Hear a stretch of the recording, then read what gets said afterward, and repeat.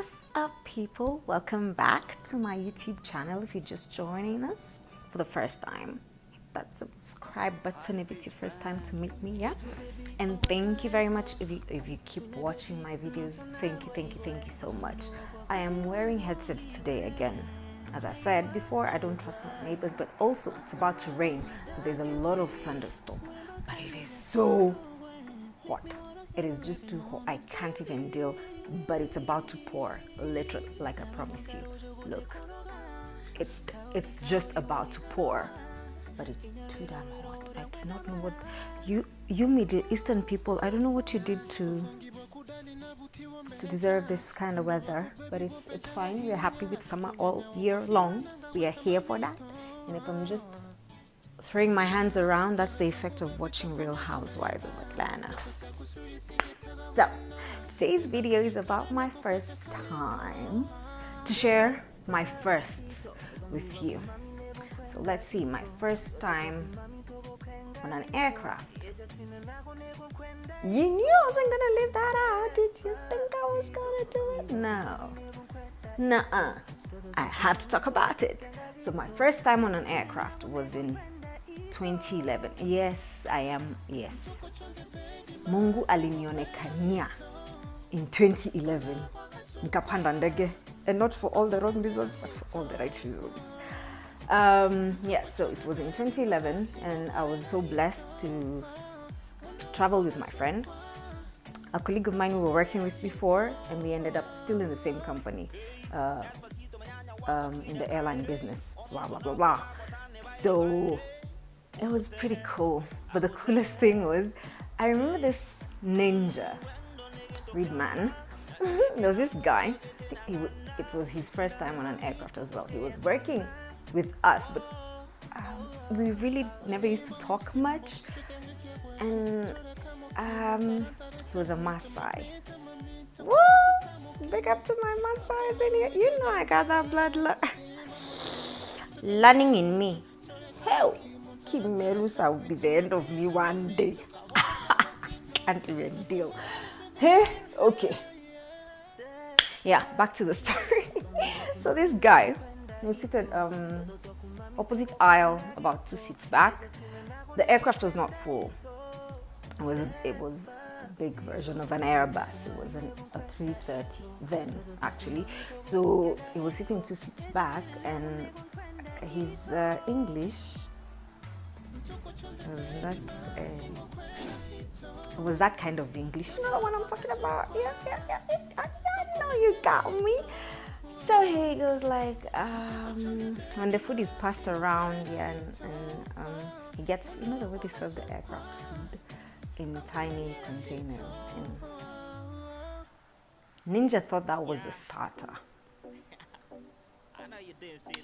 I literally thought that there was like a second helping coming. So seated there, you know, drinking my wine so that I can calm my nerves and, you know, try get some sleep, because it was like, what, a 5-hour flight. Then he goes like, madam, kuna ingine inakuja kama hii ama ni tu?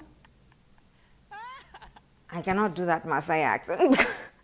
But it got me like, okay, all right. And the girl he was asking, please note, was Korean, and he spoke the statement in Swahili. Me, I just could not deal. I just said, me, I, the Kenyan in me, girl. So I just bust out laughing. I was like, oh my goodness. Luckily, there was a Kenyan on the flight, and he got a second helping. So if you're hungry, speak up. You know, if the aircraft is not full, they might have an extra meal for you. Moral of the story, okay? So if you're hungry, usijifunge, do not tie yourself. Don't even dare try and tie yourself, because you will get to your destination hungry. And you know, the aircraft comes like this much. Yeah, so that was my first time on an aircraft, which was really cool, and yeah, it was a pretty good flight, maiden flight. I want to call it that. That was my first time on an aircraft, and I was in economy. And then I'm going to talk about my first business class experience, which was from Thailand to Doha. I got into business class, and I get into this cabin area, and everybody is old. And when I say old, I was like 20 something, and everybody in there was 35 kuenda upwards, 35 all the way. So the guy sitting next to me was actually French, and he was very old. And I sit down, and he says bonjour. Me and my $2 French, we're like, bonjour to you too. Yes, I don't speak French at all. He tried to talk to me, but I'm that person. When I get into an aircraft, I just have a book, because I want to read a book, have my bubbly, and just sleep. I am that girl. So I'm not the chatty kind. I am very sorry if you're the chatty kind in an aircraft and you sit next to me and you think I'm a bore. No, I just want to catch up on reading a book, because I barely have time during these other days. I'm either doing the videos or working my bum off.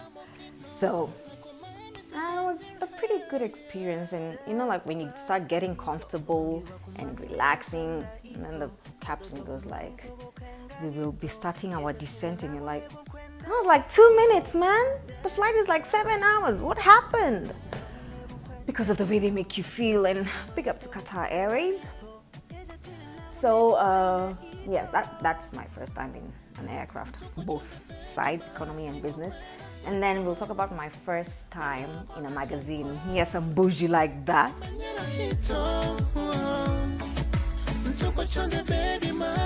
Even if it is a snippet, I will talk about it. I am that girl.